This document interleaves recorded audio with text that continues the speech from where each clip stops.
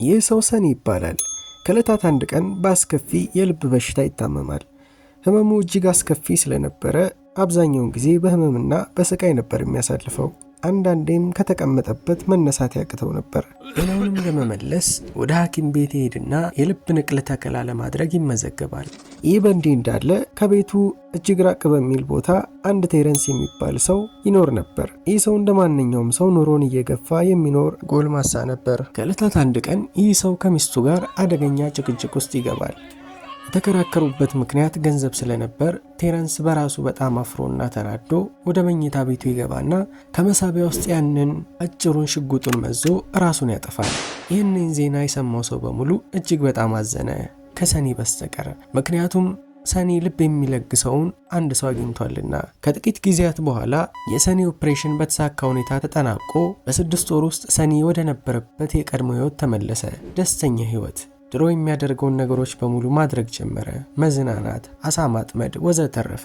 ሰኒ በህይወቱ እጅግ በጣም ደስተኛ ስለሆነ የምስጋና ደብዳቤ ለቴረንስ ቤተሰቦች ሊጽፍ አሰበ። ብዕሩን አነሳና ወረቀቱ ላይ የምስጋናውን ደብዳቤ ከጻፈ በኋላ አሽጎ ለቴረንስ ቤተሰቦች ይልካል።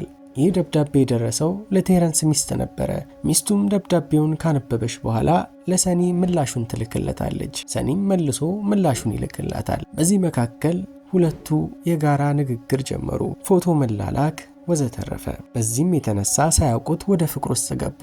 አንድ ቀን ሰኒ ስልክ ይደውልና የቴረንስን ባለቤት እንዲገናኙ ይጠይቃታል። እሷም በደስታ እሺ በማለት ወደ ቀጠራት ቦታ ትሄዳለች። እንደተያዩ ወዲያው ተዋደዱ። ሁለቱም ፍቅር ውስጥ ወደቁ። ነገር ግን ሁለቱም ከሌሎች ሰዎች ጋር ትዳር ፈጽሞ ነበረ። ነገር ግን ፍቅራቸውን ከመቀጠል አላስቆማቸውም። ለ1 ዓመት ያክል የድብቅ ግንኙነት እያደረጉ ፍቅራቸውን አጣጧፉት። ከዓመት በኋላ ሁለቱም ያገቧቸውን ሰዎች ተፋቱና የራሳቸውን ህይወት ጀመሩ፣ አንድ ላይ መኖር። ለዓመታት በሰላም በፍቅር አንድ ላይ ከኖሩ በኋላ ጭቅጭቅ፣ ንትርክ በማከላቸው ገባ። እሱ ገንዘቤን ወስዳለች ይላል፣ እሷ ደግሞ ያስፈራራኛል እያለች መካሰስም ጭምር ጀመሩ። በአመቱ ተፋቱ።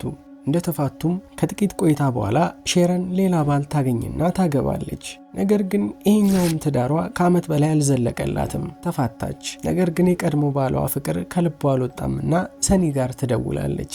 ሰኒም ናፍቀው ስለነበር እንደ አዲስ ማውራት ይጀምራሉ። ፍቅር ውስጥ እንደገና ፍቅር እንደገና እንዳለማሙድ። ከጥቂት ቆይታ በኋላ ሼረንና ሰኒ እንደ በፊቱ ፍቅራቸውን መቀጠል ጀመሩ። ሰኒም ናፍቀው ስለነበር የጠየቀችውን ሁሉ ያደርግላት ነበር።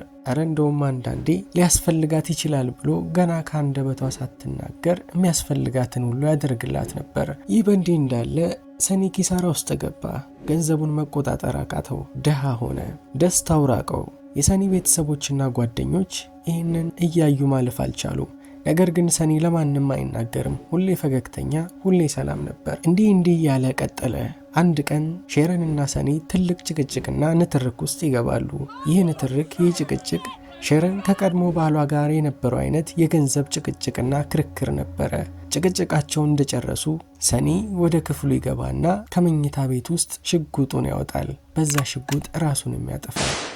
ሰኒ የልብ ንቅለ ተከላውን ካረገ ከ13 ዓመት በኋላ ራሱን አጠፋ። ይህ ታሪክ በአሜሪካ በጆርጂያ ስቴት ውስጥ ከተከሰተ እውነተኛ ታሪክ የተሰራ ነው። በዚህ ቪዲዮ ምን እንደተማራችሁ ኮሜንት ሴክሽናችን ላይ አሳውቁን። ለዛሬ በዚህ እናብቃ። እናመሰግናለን።